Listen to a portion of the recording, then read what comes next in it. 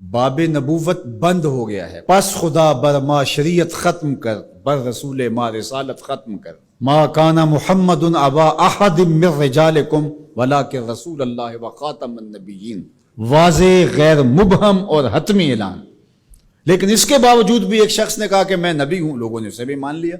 نبی کا آنا ممکن نہیں ہے، لیکن پھر بھی اگر کسی نے ادعا کیا تو لوگوں نے اس کو تسلیم کر لیا۔ اور ولی کا آنا تو ممکن ہے، تو اب کوئی شخص ادعائے ولایت کرتا ہے تو اس کو اگر لوگ مان لیں تو اس پر کیا تعجب ہے؟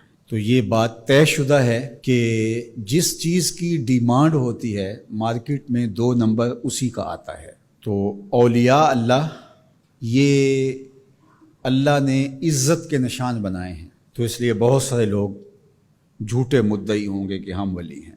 ولی کی جو حقیقی علامتیں ہیں وہ تقوی ہے، ایمان کی وہ اعلیٰ ترین منزل ہے جو اس کو نصیب ہوتی ہے، جو باقی لوگوں کا وہ مقسوم نہیں ہے۔ تو اب یہ تو منزل حاصل نہیں ہو پائے گی ان کو۔ اب ولی کی ایک ظاہری علامت جو بادی النظر میں ہے وہ کرامت ہے۔ اب کرامت کا ظہور بھی 2 نمبر لوگوں سے نہیں ہو سکتا، لیکن کوئی جھوٹی بات منسوب تو کر سکتے ہیں اپنے ساتھ، یا کوئی مکر، کوئی فن، اس کو کرامت تو قرار دے سکتے ہیں دجل، فریب اور دھوکے کے ذریعے سے، اور ایسا ہوتا ہے۔ تو اگر 2 نمبر اولیاء پائے جائیں اور ہم پہچان بھی جائیں یہ 2 نمبر ہیں، یا کسی کی جھوٹی کرامت کو سنیں، تو اس کا یہ مطلب ہوگا کہ ہم اولیاء کا انکار کر دیں۔ جھوٹے مدعیان نبوت کو ہم پائیں، ان کا انکار کریں، تو کیا اس کا یہ مطلب ہوگا کہ 1 لاکھ کئی ہزار نبیوں کا بھی انکار کر دیں؟ کوئی جھوٹا مدعی نبوت جھوٹے معجزات پھیلا دے اپنے، ان جھوٹے معجزات کا ہم انکار کریں، تو کیا اس بہانے ہم سچے نبیوں کے معجزات کا بھی انکار کر دیں؟ یہ تو دانش مندی ہی نہیں ہے۔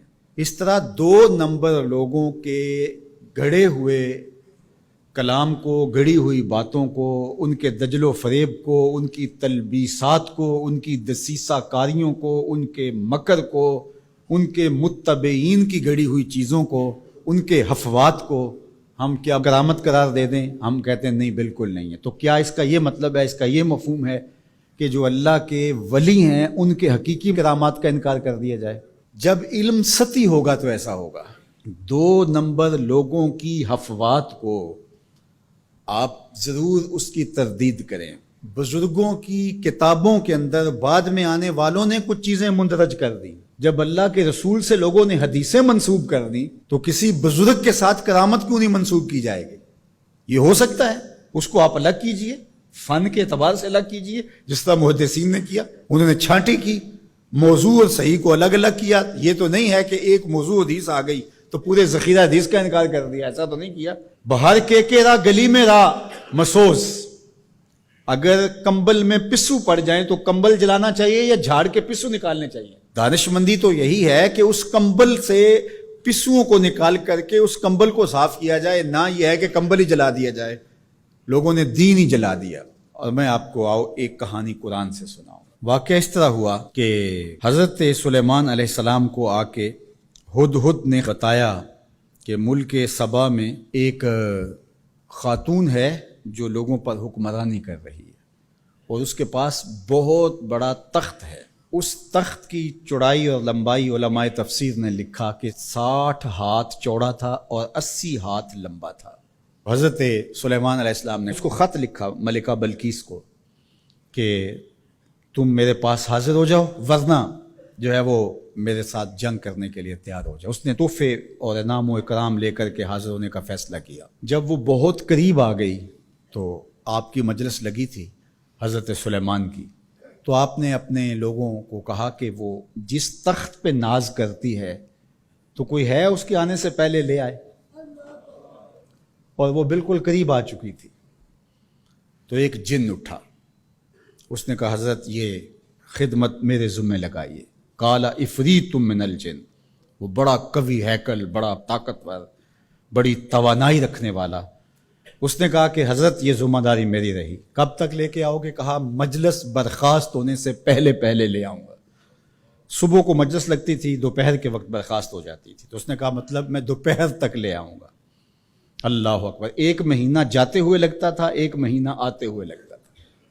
ڈبیا بھی ہو اور جیب میں ڈال کے لے آنی ہو پھر بھی 2 ماہ چاہیے، اور وہاں پہروں کے اندر مکفل تھا، بڑی بات تھی نا، لیکن حضرت سلیمان نے کہا نہیں مجھے اس سے بھی پہلے چاہیے۔ تو پھر کیا ہوا؟ قال الذی عندہ علم من الکتاب، پھر وہ اٹھا جس کے سینے میں زبور کا علم تھا، جو کتاب کو جاننے والا تھا، وہ بولا انا آتی کا بہی قبل ان یرتد الیک طرفک، حضرت آپ آنکھ بعد میں جھپکیں گے تخت پہلے پڑا ہوگا۔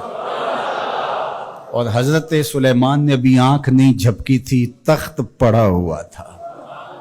1 مہینہ جاتے ہوئے لگتا ہے، 1 مہینہ آتے ہوئے لگتا ہے۔ یار حضرت سلیمان کا امتی آنے واحد میں تخت لے کے قدموں میں حاضر کر دیں، اور یہ قرآن نے کہا ہے، تو شاہ نقش بند بخارے سے قابل میں نہیں آ سکتے۔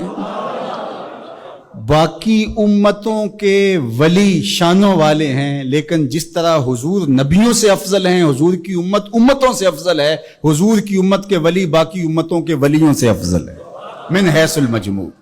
حضرت سلیمان کے غلام کی شان ہے کہ آنے واحد میں یہ کرشمہ کر دکھاتے ہیں، اور مقتدی بن کے حضرت سلیمان مسجد اقصی میں جس نبی کے پیچھے کھڑے ہیں، اس امام کی شان کا عالم کیا ہوگا؟